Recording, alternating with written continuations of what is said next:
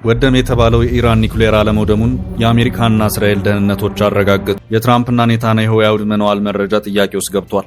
ለ12 ቀናት የተካሄደው የኢራን እስራኤል ጦርነት በተኩስ አቁም ስምምነት አቁሟል። የተኩስ አቁም ስምምነት ሌሎች ተፋላሚዎች እንደሚያደርጉት በሁለቱ ተፋላሚዎች መካከል በተደረገ ፊርማ የተከወነ አይደለም። በአጭሩ በትራምፕ የቃል ትዕዛዝ የተፈጸመ ነው። አሁን ከተኩስ አቁሙ መልስ ማን ምን አገኘ፣ ማንስ ምን አጣ የሚለው ሂሳብ እየተሰራ ነው።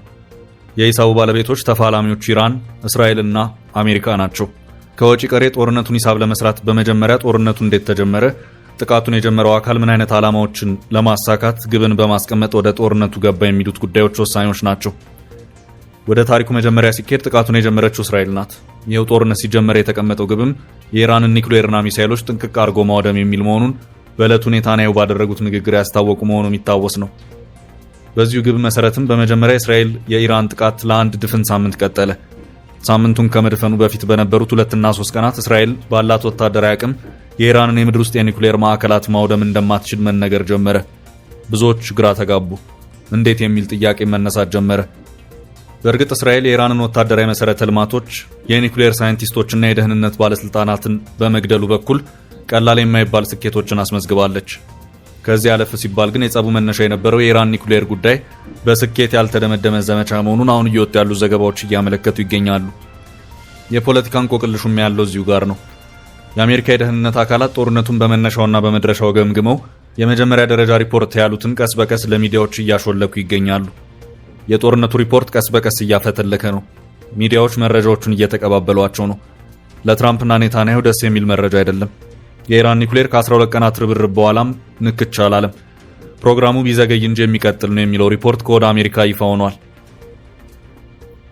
በእነዚሁ መረጃዎች መሰረትም የኢራን ኒኩሌር ከ12 ቀናቱ ያልተቋረጠ ጥቃት ተርፏል።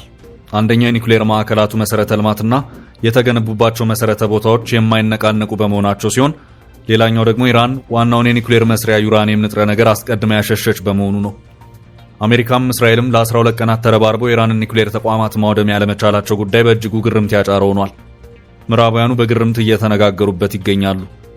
የኢራን ወሳኝ የተባሉት የኒኩሌር ማዕከላት የተገነቡት አንድ ቀን መሰል ጥቃቶች ሊከሰቱ እንደሚችሉ ታሳቢ ባደረገ መልኩ ነበር። ግንባታዎቹን ለማከናወን የሳይት ወይም የቦታ መረጣ ማካሄዱ የመጀመሪያው ስራ ነበር። ቦታዎቹ ሰንሰለታማና አለታማ የሆኑ ተራሮችን ግርጌ ስር ተንተርሰው ዋሻዎችን ወደ ጎን በመፈልፈል ከዚያ በውስጣቸው 7 ሜትር ድረስ ውፍረት ያለውን ኮንክሪት በመገንባት የተሰሩ ናቸው። እነዚህ የኢራን ኒኩሌር ማዕከላት በውስጣቸው አቅፈው የያዙት ተራራዎች ሰንሰለታማነትና ግዝፈት ያላቸው በመሆኑ የሚደርሰውን ማናቸውም ጥቃት ባለበት ውጠው እንዲቀር የሚያደርጉ ናቸው። ውስጥ ያሉትን በኮንክሪት የተገነቡትን የኒኩሌር ማዕከላት ለማግኘት የግድ እነዚህን ተራሮች በቦምብ ወይም በሚሳኤል መናድ ግድ ይላል። እነዚህን ተራሮች ከመናድ ቀጥሎ ደግሞ 7 ሜትር ውፍረት ግድግዳና ጣሪያ ያላቸውን የኒኩሌር ማዕከላት ማውደምን ይጠይቃል። ከዚያ በፊት ግን ተራራ የመናድና የማውደም ስራ መሰራት ግድ ይላል። ጥያቄው ተራራ የሚንድ ቦምብ ወይም ሚሳኤል ያለው የፕላኔታችን ሀገር ማን ነው የሚለው ነው። አጭሩ ምላሽ የሚሆነው ማንም ሀገር የለውም የሚለው ነው። ያም ሆኖ ግን እንደ አንድ መለኮታዊ ተአምር ሁሉንም ነገር እንዳልነበር በማድረግ በአጭር ጊዜ ውስጥ ተልእኮውን ይፈጽማል የተባለው ቢ52 ቦምብ ጣይ አውሮፕላንና እሱ የሚሸከመው አለት አፍራሽ GBU-57 ቦምብ ነው። የታጠቀችው አሜሪካ ብቻ ናት የተባለውና 14000 ኪሎ ግራም ወይም 30000 ፓውንድ የሚመዝነው አለት አፍራሽ GBU-57 የተባለው የቦምብ አይነት በእርግጥም የኢራንን የኒኩሌር ሳይቶች ለማውደም ተሞክሯል። እነዚህን የኢራን የኒኩሌር ማብላያ ማዕከላትን ለማውደም እስራኤል ለአንድ ሳምንት ላቧን ካንጠፈጠፈች በኋላ የለም አልሆነልኝም፣ ትርፉ ድካም ሆኗል፣ ዝም ብሎ አቅም መጨረስ ተገቢ አይደለም፣ እናም አሜሪካ በዚህ ቦምብ ትገላግኝ ስትል ለትራምፕ አቤት ብላለች። ትራምፕም ኔታንያሁን ደጅ አስጠንተው በኩራት ቦምቡ ጥቅም ላይ እንዲውል ፈቀዱ። ጥቃቱ እስከሚፈጸም ድረስ በእርግጥም ትራምፕም ሆኑ ኔታንያሁ በቢ52 ቦምብ ጣይ አውሮፕላን እንደዚሁም በዚህ አውሮፕላን በሚተኮሰው GBU-57 አለት ሰንጣቂ ቦምብ ብቃት እርግጠኛ ነበሩ። ከሚሽን ወይም ከተልእኮ በኋላ የተገኘ ውጤት ግን የተገላቢጦሽ ሆኖ ተገኝቷል። ቅዳሜ ለእሁድ እኩለ ሌሊቱ እንደተጋመሰ በንስር ዲዛይን የተሰራውና በዓለማችን የውጊያ አውሮፕላን በግዝፈቱ ማንም ሊወዳደረው የማይችለው ቢ52 ቦምብ ጣይ አውሮፕላን የኢራንን አየር ክልል ጥሶ ገባ። በነገራችን ላይ የዋጋ ተመን $2 ቢሊዮን አውሮፕላኑ ወደ ኢራን ግዛት ዘልቆ የገባው ጨራሹን GBU-57 ቦምብ ተሸክሞ ነበር። በዚሁ መሰረትም ተልኳቸውን እንዲወጡ የተላኩት ጠቅላላ የቢ52 ቦምብ ጣይ አውሮፕላኖች ብዛት 14 ነው። እያንዳንዳቸው 2 GBU-57 በንከር በስተር የተባለን የደማሚት አለት አፍራሽ ቦምብን እንዲሸከሙ ተደርጓል። ከዚህ በተጨማሪም ከባህር ሆነው ቶምሃውክ ሚሳይሎችን ሊያስወነጭፉ የሚችሉ የጦር መርከቦችም ዝግጅታቸውን አጠናቀው ቦታቸውን ይዘዋል።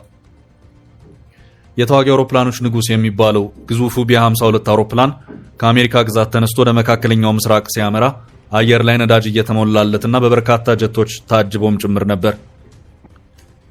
በዚሁ መሰረትም እያንዳንዳቸው 14000 ኪሎ ግራም የሚመዝነውን ጂቢዩ 57 በንከር በስተር የተሸከሙ 14 ቢ52 ቦምብ ጣይ አውሮፕላኖች የኢራንን አየር ክልል ጥሰው ወደ 3 የኒኩሌር ማዕከላት ወይም ሳይቶች አመሩ።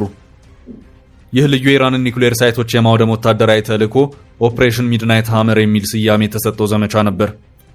ግዙፎቹ ቢ52 ቦምብ ጣይ አውሮፕላኖች ፎርዶ፣ ናታንዝ እና ኢስፋሃን ወደ ተባሉት የኢራን ኒኩሌር ማዕከላት ያመሩት በ128 ጀቶች ታጅበውም ጭምር ነበር። ከርቀትም የአሜሪካ ባህር ኃይል ቶምሃውክ ሚሳይሎችን ጠምዶ ይከታተላል።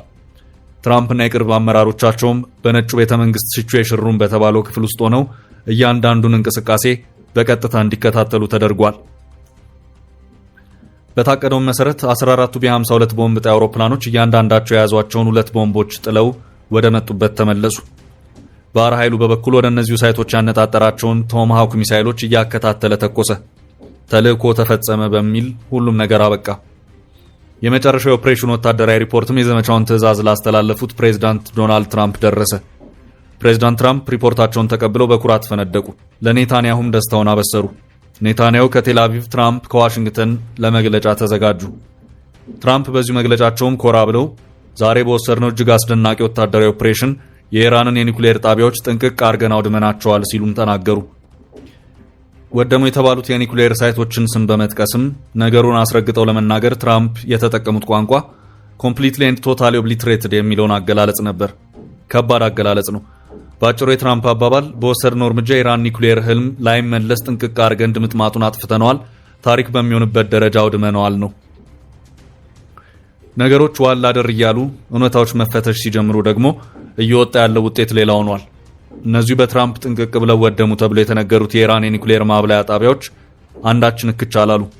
ብዙ የተባለለት የአሜሪካ ጂቢዩ 57 በንከር በስተር ተራራ ከመብሳት ያለፈ ሌላ ስራን መስራት አልቻለም።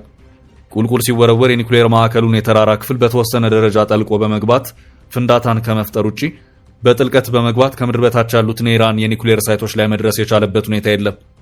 ይህንን እውነታ ቢቢሲ፣ ሲኤንኤን እና ሌሎችም በትኩስ መረጃነት እየተቀባበሉት ነው።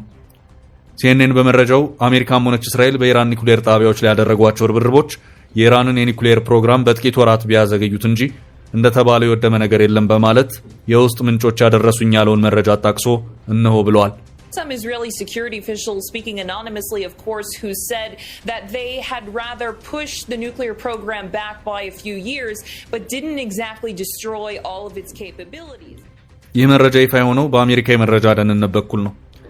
ስማችን አይጠቀስ ያሉ የእስራኤል የደህንነት ሰዎችን በተመሳሳይ መልኩ የኢራን ኒኩሌር ተቋማት በሚባለው ደረጃ ያልወደሙ መሆኑን እንደገለጹና ይህም ምናልባትም ቀጣዩን ስራ ለዓመታት ቢያዘገየው እንጂ ከዚህ የተለየ ነገር የለም በማለት ስማችን አይጠቀስ ብለው መናገራቸውን አልጀዚራ በዘገባው አመልክቷል።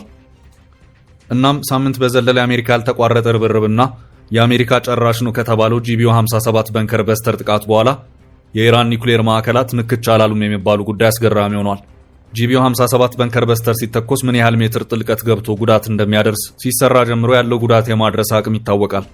እናም ጥያቄው ጋራን እየናዱ ከምድር በታች በኮንክሪት የተገነቡ ማዕከላትን ለማውደም ምን ያህል ጂቢዩ 57 በንከር በስተር ያስፈልጋል የሚለው ነው ጥያቄው። የኢራን የምድር ውስጥ ዋሻዎች እንደዚሁ ዝም ብለው ተራራን በመቦርቦር ብቻ የተሰሩ አይደሉም። በመጀመሪያ ዋሻዎቹ የግንባታ ቦታ መረጣ የተካሄደባቸው ናቸው። ዋሻዎቹ በሰው ሰራሽ መንገድ ተራራን ተገና አድርገው ወደ ጎን ሲቦረቦሩ ቦታዎቹ ተፈጥሮ እንዲያግዛቸው በሚል የተመረጡበት መንገድ በራሱ ብርቱ ጥንቃቄ የተደረገባቸው መሆኑ ይነገራል። የተራሮቹ ውፍረት በቦምብ ጥቃት ቢደርስባቸው የመቋቋም አቅማቸው በሚገባ ምርመራ ተደርጎበታል። ከዚያም ወደ ጎን ከተቦረቦሩ በኋላ ውስጣቸው እስከ 7 እና 8 ሜትር ውፍረት ባለው ጣሪያና ኮንክሪትም ጭምር እንዲገነቡ ተደርጓል። ተራሮቹን ወደ ጎን መቦርቦር ሲባል አንድ የሆነ ዋሻን መስመር እየተከተሉ መቦርቦር አይደለም። የተራሮቹ ግርጌ በሚገባ እየተቦረቦረ ውስጡ መሰረተ ልማቶች ተቀብረው በኮንክሪት ግድግዳ እየተገነባ ከምድር በላይ ያለው ህይወት ሁሉ በእነዚህ ተራሮች ውስጥ እንዲቀጥል ተደርገው ተገንብተዋል። በደህንነት ደረጃ በራሳቸው መናድ ይቅርና የጠላት ቦምብ ጭምር ቢያጠቃቸው አንዳች አይነት ጉዳት እንዳያስተናግዱ በሚል በታሳቢነት የተሰሩ ናቸው። ከዚህ ውጭም እነዚህ ዋሻዎች የሚደረግላቸው ጥበቃም ከዋሻዎቹ 50 እና 100 ኪሎ ሜትር ሬዲየስ ድረስ በታጠሩ ኬላዎች ነው። ጠባቂውም በኢራን ውስጥ ከመደበኛው ጦር ውጭ በከፍተኛ ደረጃ የስርዓቱ ጠባቂና ዘብ ነው የሚባለው የኢራን አብዮታዊ ዘብ ነው። ይህ የታጠቀ ኃይል የኢራን አብዮት ከተካሄደ በኋላ ስልጣኑን የተረከበው የኢራን እስላማዊ አብዮት አቀንቃኝ ኃይል የተከለው ስርዓት በውስጥም ሆነ በውጭ ኃይሎች እንዳይቀለበስ የመከላከል ተልዕኮ የተሰጠው ነው። በትጥቅም በሰው ኃይል አደረጃጀትም ከመደበኛ ኢራን ጦር ይለያል። በቀጥታ የሚታዘዘውም በመንፈሳዊ መሪ አያቶላህ ኮሚኒ ነው። እናም ይህ ኃይል ኢራን ለምታካሄደው የኒኩሌርና የሚሳይሎች የምርት እንቅስቃሴ ዋና ጠባቂ በመሆኑ እነዚህ የምድር ውስጥ ዋሻዎችን በመጠበቁም ረገድ ሙሉ ኃላፊነቱን የወሰደውም ይኸው የኢራን አብዮታዊ ዘብ ነው። ዋሻዎቹ ከ50 እና 100 ኪሎ ሜትር ርቀት ላይ በበርካታ ድርብርብ ኬላዎች መጠቃታቸው ሳያንስ ህጋዊ ሆነ ወደ ዋሻዎቹ ለመግባትም እጅግ በርካታና ውስብስብ የደህንነት ጣጣዎችን ማለፍ ግድ ይላል። ከነዚህ ሁሉ ሂደቶች በኋላ ጣቢያዎቹ ጋር ሲደርስም ምንም አይነት ኤሌክትሮኒክስ መሳሪያዎችን አለመያዝ፣ የአይንና እጅ አሻራዎችን መስጠት፣ የኢራን አብዮታዊ ዘብ ባስቀመጣቸው የፍተሻ መሳሪያዎች ውስጥ ደጋግመው እያለፉ መፈተሽ፣ በአብዮታዊ ዘብ የሚሰጥን ልብስ መልበስ ግድ ይላል። ለዋሻዎች የሚደረገው ጥንቃቄ በዚህ ደረጃ የሚገለጽ ነው። ዋሻዎቹ ሙሉ በሙሉ በአደጋ ጊዜ ጥሪ የተሞሉ፣ ምንም አይነት የኢንተርኔት ግንኙነቶችን የማይጠቀሙ፣ ኢራን ሰራሽ የሆኑ ሶፍትዌሮችን ብቻ ጥቅም ላይ የሚያውሉም ናቸው።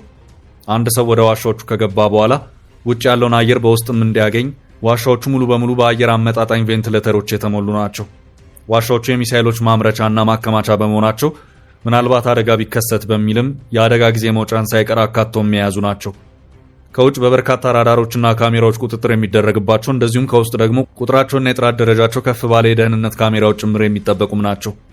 አንድ ዋሻ በውስጡ በርካታ ክፍሎች አሉት። የአስፋልትና ኮንክሪት ንጣፍም ነው። ከአንድ ቦታ ወደ ሌላ ቦታ ለመንቀሳቀስ ተሽከርካሪን መጠቀም ግድ ይላል።